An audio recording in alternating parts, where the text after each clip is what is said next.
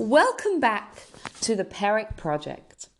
I'm Gila Ross, host of the Power Up podcast. And to be honest, being a mum of 8 kids, it's a marvel that I ever find quiet time to record these episodes. I'm just passionate about sharing how Judaism has so much relevant wisdom for our modern day lives. And that's why I'm really excited to share this episode with you, where we're going to look at judging others, as well as priorities. The Mishnah teaches us that even though it is perfectly acceptable for a judge to act as a sole judge and decide a court case, he should always preferably endeavor to be part of a tribunal of 3 judges. Why? So for anyone that's ever been part of a team, you may be thinking, hold on a second, teamwork, it comes with so many challenges. Yes, it does. But the advantages of it is that when you're part of a team, when the judge is part of 3, he can discuss with the others and get a more balanced opinion. And it's the same thing with us, that when we're part of a team, when we discuss it with others, we hear other people's opinions, we broaden ourselves.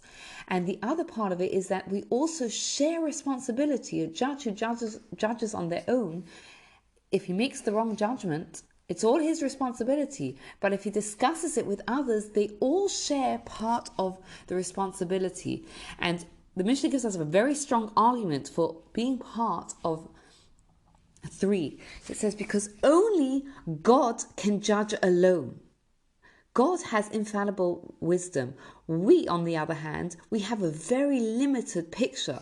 There's a funny story that's told about the Chavetz Chaim, a rabbi that lived a couple hundred years ago, that he was once in a synagogue, and it was a Shabbat morning, and there was a visitor to town, and he came into the synagogue, and he's listening to the gabbai, give out the honors in the synagogue, and he thinks to himself, this guy's crazy. He missed out the rabbi. Why is he giving to that person? Why is he giving to that person? And at the end of the services, he goes over to the gabbai and he says, listen, I don't think you know what you're doing here. You should have given to that person and the other person. And the gabbai looks at him, and he was very polite, and he says to him, the reason why you're saying that is because you only came in this week. You don't realize that the reason why I gave that person the honor is because he's getting married. And the reason why I didn't give that person the honor is because he got it last week.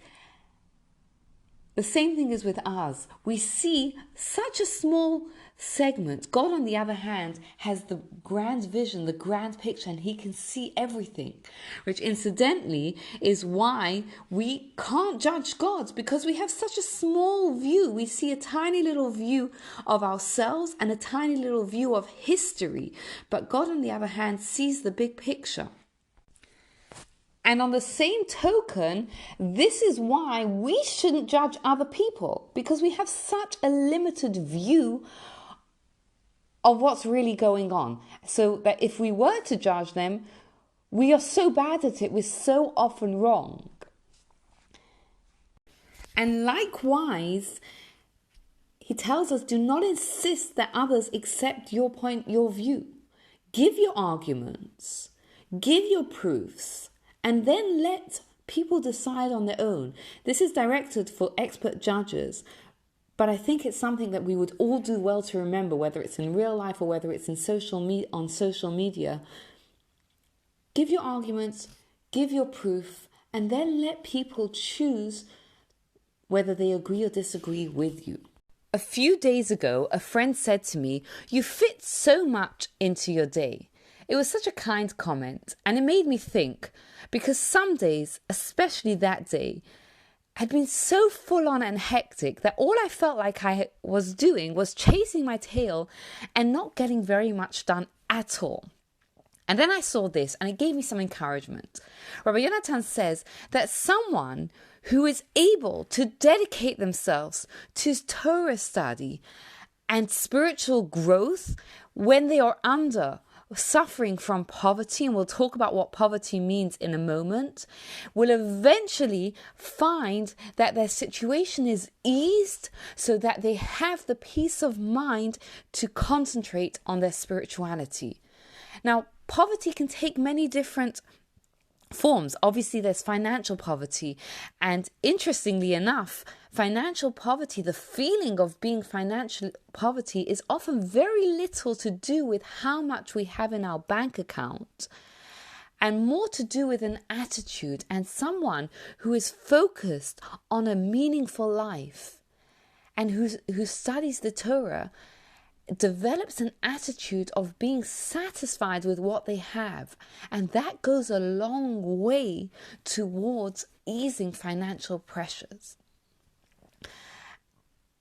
Additionally, it could mean intellectual poverty. Sometimes we struggle with questions. And Rabbi Yonatan is telling us that if we continue to struggle, if we continue to dedicate ourselves despite the struggle, then eventually the Torah study will expand our mind and will give us that understanding that we seek. And it can also refer to poverty of time when we feel like we don't have enough time. And the truth is that just like poverty is a test and a challenge to living a spiritual, meaningful life, so can wealth be, so can excess be. And if a person can pass the test of feeling that pressure, then they'll be given the help from God to pass the test of having too much, to pass the test of having wealth. So how do we pass all these tests and stay focused on living a spiritual and meaningful life? So we're going to give 3 tips. The first one is to remember to invest in eternity. Imagine you had an investment in a certain currency and you were told that that currency was going to be discontinued sometime in the future. Would you continue to invest in it? Of course not. When we remember that any mitzvah that we do is with us for eternity, it helps focus us on taking time to invest in doing those mitzvahs. The second thing is stay humble.